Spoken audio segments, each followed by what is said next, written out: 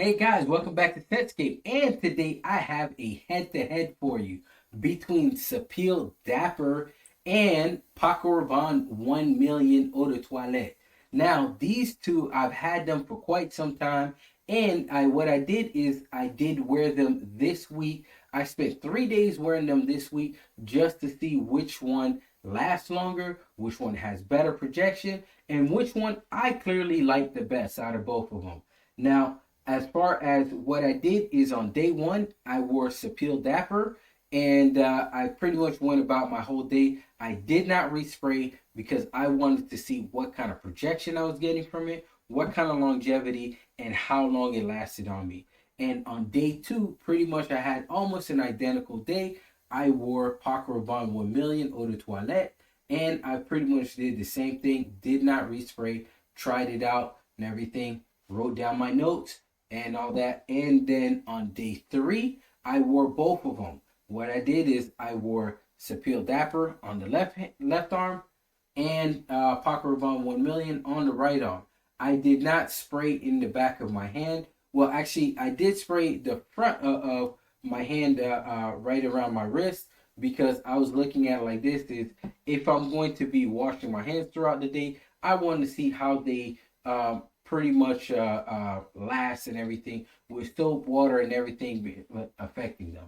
So what I will say is also the scent profile of these two, because that's another thing that pretty much a lot of people care about, is that how close are they?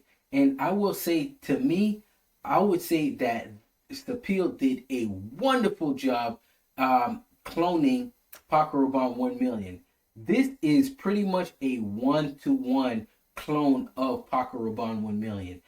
Honestly, I had them both hands, smelling them side by side. And I mean, I've had these for a little while, and I honestly cannot tell the difference. Well, there is a way I can tell the difference between the two, and I will explain that to you in a moment.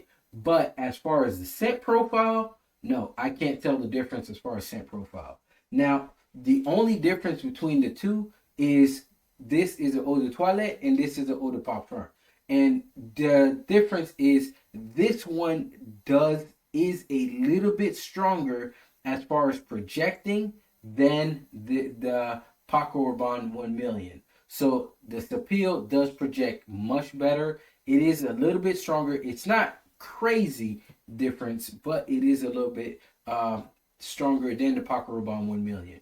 Another thing that I did realize is that when I sprayed the two, with the Paco Rabanne 1 million, for the first 30 seconds to 40 seconds, I did get nothing but an alcohol blast. So I was not getting any of the scent of the fragrance. I was getting nothing but an alcohol blast from the Paco Rabanne 1 million. But as far as the Sapil Bound, as soon as I sprayed it, man, I got pretty much, it was the full Paco Rabanne 1 million scent from first spray, from initial spray. So as far as longevity of these two, what I will say is the Sapil Bound does last longer than the Paco Rabanne 1 million.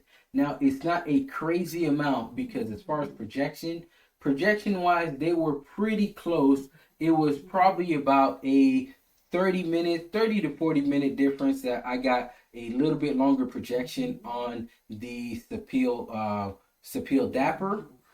But as far as the dry down, and well, not the dry down, sorry, as far as like the skin scent, or like after the projection and everything like that, they were pretty close. I mean, once it gets to the point that it to me it's a skin scent that I have to really put my nose to it, I don't really count it anymore, because at that point is either you respray, or unless you're going to bed or something like that and you just want to smell your fragrance, that's the only way that this will appeal for anything.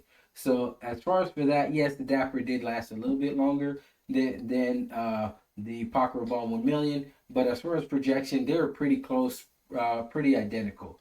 So which one would I recommend? Now, if you're on a budget or you're somebody that just want the scent profile and you want the actual scent of the Paco Rabanne 1 million, well, definitely get Sapil Dapper because it is pretty much a uh,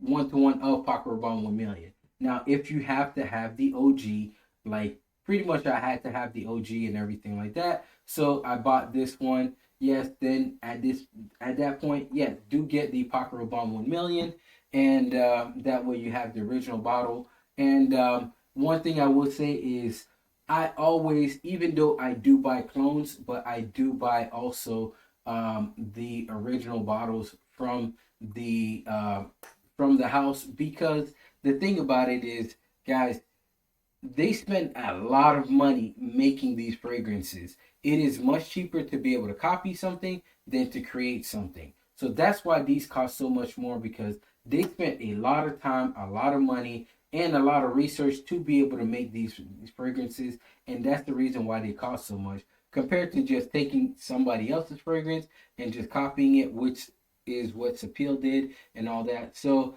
I would say, guys, even though you may not buy every single one of the clones that you have, that you get the original fragrance, but, and I wouldn't say to buy the original fragrance of a clone that you have, but if you're going to buy something from that house, I'll say at least buy one or two or three from that house just to support them, so that way they can create new fragrances. Because guess what? If they don't create new fragrances, you won't have any clones. Because what will they have to clone if there's no fragrances to pretty much copy? So, guys, this is my review of the Sapil Dapper and Paco Rabanne 1 million. Guys, if you could please do me a favor, if you could like, comment, and subscribe, and also if you could please hit that bell notification so you can get all my new videos that I will be releasing. I am trying to put out a new video every single day, and that is my goal for you. So, guys, please help out the channel, and I will definitely see you on the next one.